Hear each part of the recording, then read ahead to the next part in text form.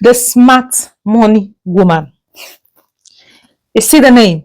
That's exactly what it is. The smart money woman. Do you know why this book speaks to me? It's because the author actually understands everything that there is to someone like me. Because we are coming from the same country with the same culture and tradition. So we have the same understanding on how we treat money. So every single thing she mentioned here was kind of speaking directly to me. Every single thing that happened in this book was kind of relatable. I can relate to it. And when I was reading the forward, when I was reading the contribution of some of the people, something kind of got to me. I was reading the praise, and someone said, "Great storytelling with a strong message and focus on changing or improving your view on money matters. You will have a good laugh, sit in a familiar place, and most of all, you close the book determined to change your money habits." So this praise is from Tara Fela Durotoye. I don't know if I'm pronouncing that very well. She's the founder of House of Tara. So this praise from her is kind of summarizes the feeling I had after reading Smart Money Woman. I'm telling you. After reading this book, there's a lot to talk about that I had to sit down and kind of, give myself a synopsis. I had to sit down and write a synopsis about this book. And I think that's what I'm going to read out here, because explaining can't do justice to it. This book is an African girl's journey to financial freedom. It is quite relatable as the author understands the culture, the norms, the habits, trainings of money of an average Nigerian girl. The killer to go for is the various money lessons and exercises at the end of every chapter. That's like it was busting my brain. Like every single chapter, the author is going to give you like money lessons and then give you exercises to do. Like this is teaching you. These exercises are what you do every single chapter you get to. You just do those exercises. Like in chapter 1, I understood what being broke is. People believe being broke is lack of money. However, from this book, being broke means that you are unable to maintain the lifestyle that you are used to if your primary source of income cuts abruptly. In other words, personally, I am clearly broke, as in brokered, like brokenness of the broke. I am broken. Anything you can think of, that's what I am. Like, because money lessons is not paid attention to. Many people are in the same shoe as I am. How do I take care of this? Like, how is it that I do not understand it? I won't blame myself that much. Well, I have to take responsibility at some point because I'm an adult now. Nobody gives us these money lessons. Nobody gave us these money lessons while we were growing up. So everybody's just get the money and solve your problem. And the most annoying part of it is that I am not actually extravagant. That's the problem. If I have the money and I'm spending it and I'm partying with it, I'm buying things with it, and it will make sense to me. But none of this is happening. I'm just living paycheck to paycheck. Now, the smart money woman said to me in this book, manage 10 pounds very well, and you can manage 10 million pounds. Like, if you're able to manage 10 pounds very well, you can be able to manage 10 million pounds. And that kind of sent me to a tweet I saw a few months ago. Somebody said to me, somebody tweeted and said, if you get 1 million pounds today, what will you do with it? And I went to the comment section to read what people were saying. Some of the comments were quite, funny. Some were just, unbelievable. But there are things that kind of registered in my mind. There's a comment I read there. Someone said, I'll buy a padlock and padlock my mouth first. Like, I'll take a portion of the money and buy a padlock. Now, when I read all the comments and I had a good laugh and I sort of thought about it and I just kind of remained quiet to think about it, and I said to myself, what can I actually do with 10 million pounds? In my head, I allocated, not 10 million, 1 million pounds. I allocated it, judiciously. I allocated it prudently. It was so nice that I was like, so I can actually do this. Now, you may be wondering, how did I allocate it? Let me give you an instance of what I did. I said, 1 million pounds, I'll take out 10% of this money as my tithe, which is 100,000 pounds.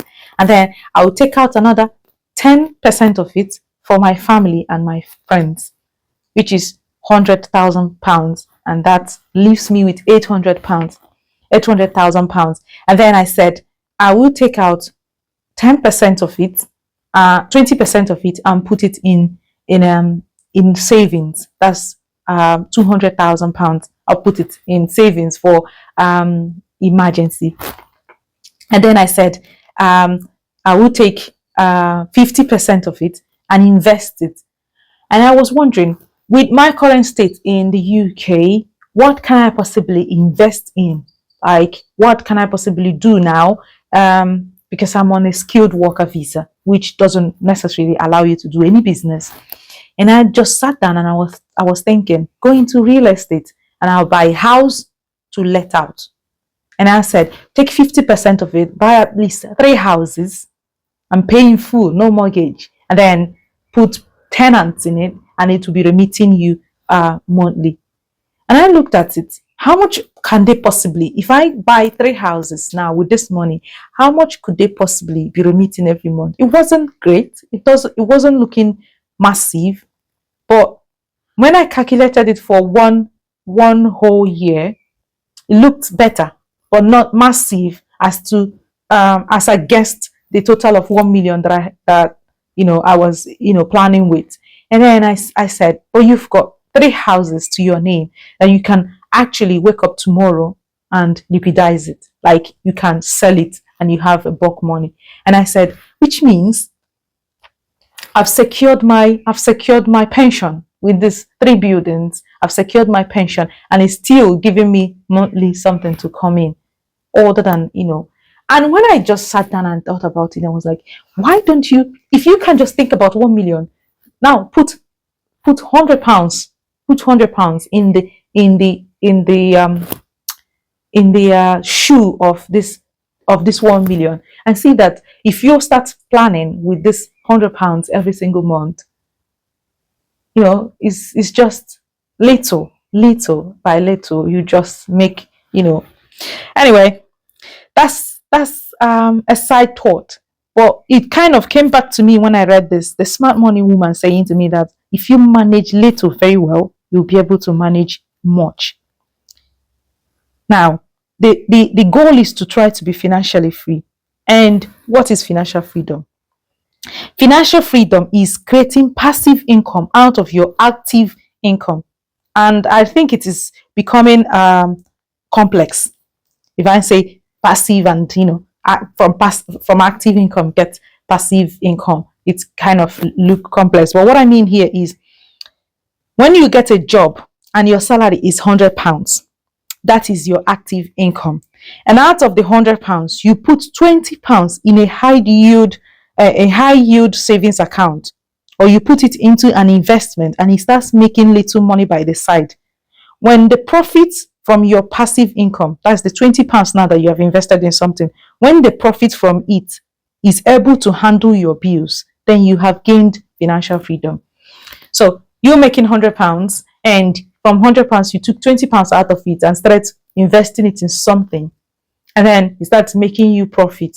At some point, the profit it makes will now be able to take care of your needs, your bills, pay your bills and everything. You have your active income coming in, you have your passive income, or your passive income is making money, is making enough revenue to take care of your lifestyle. Then you have gained financial freedom.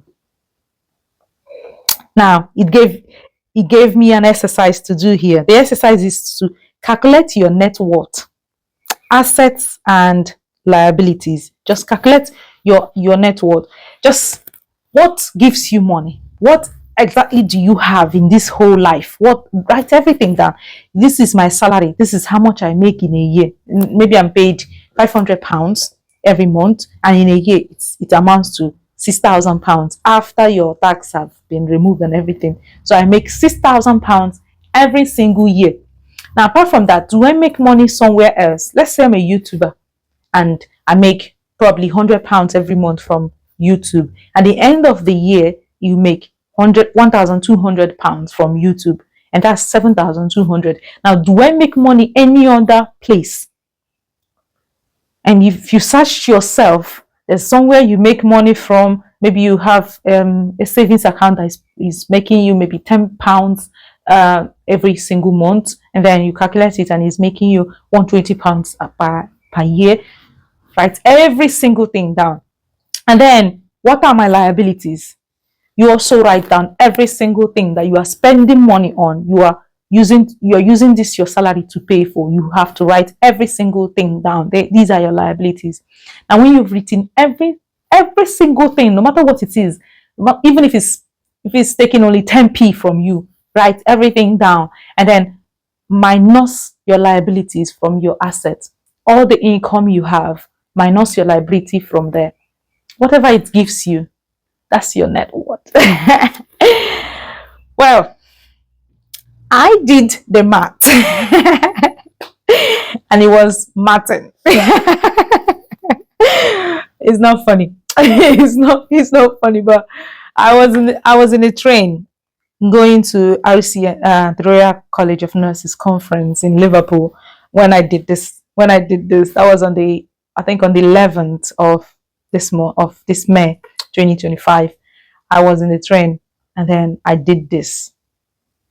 Although I've read it before, I've read this book before, I've finished it, but then I decided to go back, and write down the things I needed to shoot the video with.